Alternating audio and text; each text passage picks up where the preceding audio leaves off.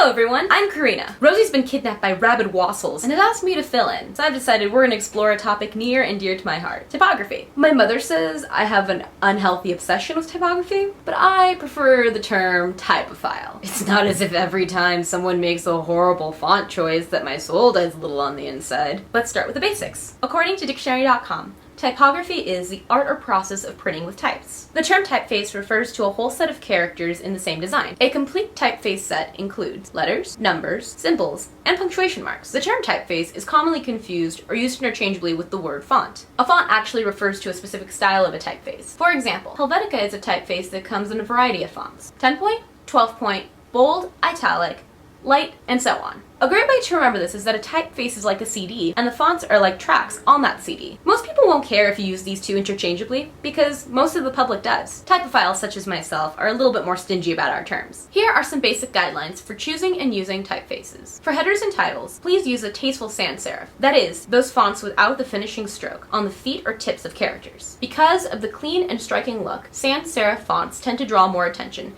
especially on signs that need to be read from far away. Some of my personal favorites are Gill Sans, Tahoma, and Century Gothic. For the body or the main text of a design, use a serif font. The finishing strokes on the individual characters grounds the letters to the page. This makes it easier on the eyes when reading large amounts of text. Some of my favorite serif fonts include Georgia, California FB, and Book Antiqua. Here's my personal list of typographical sins. Number 3, Comic Sans. It's sloppy, corny, and has fallen out of use in the comic industry itself. While Comic Sans did achieve a warmer, friendlier, and more personal look than the stodgy Times New Roman, it became overused, which is why it's reviled today. Comic Sans' one saving grace is that it's child-friendly. Younger children can read and focus on the letters with relative ease. I would argue that Comic Sans can be used at an elementary school level with little peril to your soul. Number 2, Curls MT. I actually yelled at my 10-year-old sister for using Curls MT in a school project, but I have pulled her soul from the clutches of typographical hell. Curls MT is messy, illegible, and too cute to be taken seriously. And finally, number 1, Papyrus. I know what you're thinking. It looks so cool. It'll make my school project, pamphlet, or store sign look ancient and classy.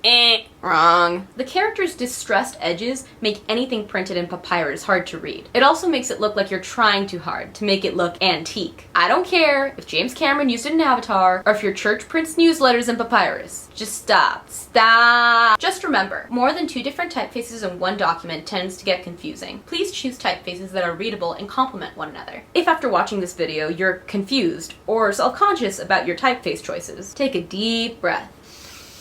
There is nothing wrong with turning in a paper or memo in a standard 12-point Times New Roman font. If you want to read more about types and their history, please check out Simon Garfield's book, Just My Type. I hope you enjoyed this video, and as my mom tells me, have fun, make good choices. Finishing stroke, finishing stroke, finishing stroke. Oh, and done.